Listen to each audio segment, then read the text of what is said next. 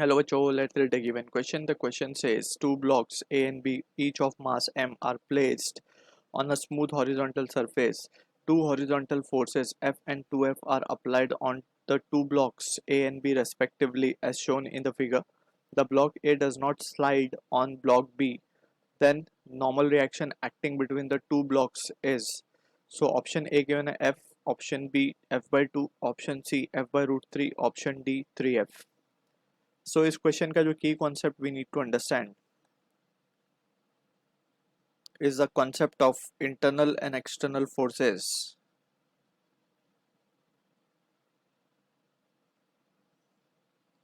And also we need to have an idea about the concept of Newton's second law, which says net force acting on a body is mass times acceleration. ठीक है, तो अब internal force की अगर हम बात करें, so due to application of external force, या फिर अगर दो बॉडीज कांटेक्ट में है, so they must be imparting force on one another, and that force is we called it as to be the internal force, right?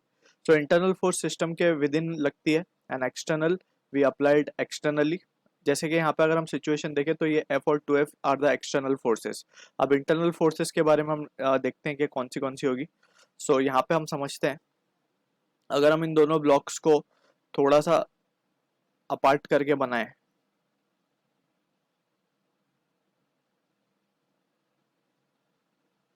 सो ये let's say ये m मास का block है हमारा, ठीक है. इसके ऊपर एक फोर्स लग रही है F टूवर्ड्स राइट,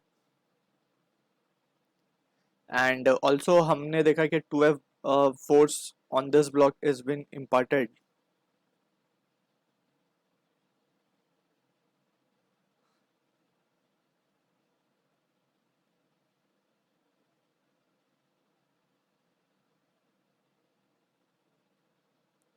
ये भी m मास है. This angle is 30 degree, and यहाँ से जो फोर्स लग रही है वो है 2F. तो हम देख सकते हैं कि 2F force is greater than F, so net acceleration the block will be having will be in this direction. हम मान लेते हैं it will be A towards left, ठीक है. अब एक्चुअली में ये जो दो सरफेसेस कांटेक्ट में थे, ये हमारा A बॉडी है, ये B बॉडी है, ठीक है. तो A जो है B के ऊपर और B जो है A के ऊपर must be imparting some force. अगर हम मान लें कि this is the normal reaction on A due to B, so वही same force A will be imparting on B, ठीक है ना.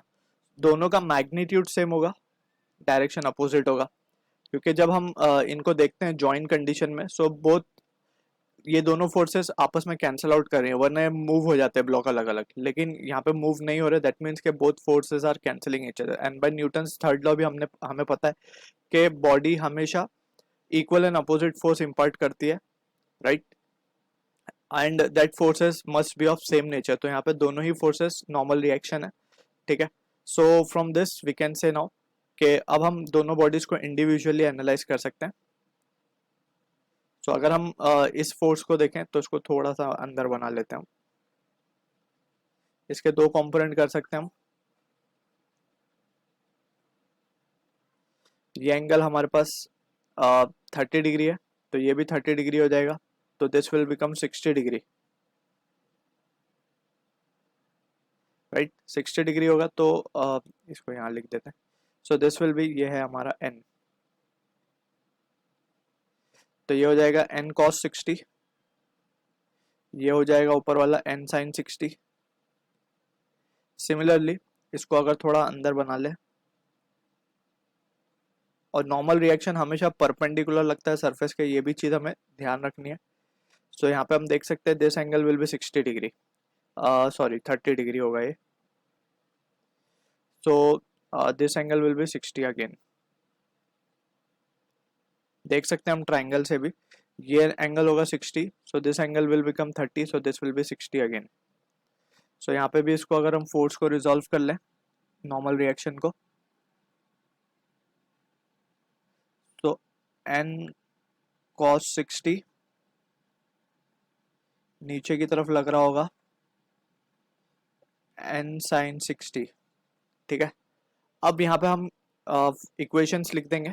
Bye equation of Newton second law we can write F net is equals to m into a, mass into acceleration. तो net force की अगर हम बात करें, अलोंग हॉरिजॉन्टल की हम बात कर रहे हैं. So along horizontal we are applying this forces, जो इक्वेशन हम अप्लाई कर रहे हैं. So it can be written as n cos 60 minus of f will be equals to m into a. Right. Similarly यहाँ पे जब हम F net M A apply करेंगे, सो यहाँ पे हम क्या देख सकते हैं, it will be 2f, acceleration अभी भी इस तरफ ही है, 2f minus of n cos 60 that will be equals to M A. ठीक है. तो यहाँ पे हम देख सकते हैं, लेट्स से हमारा एक्सप्रेशन नंबर 1 है, ये हमारा एक्सप्रेशन नंबर 2 है.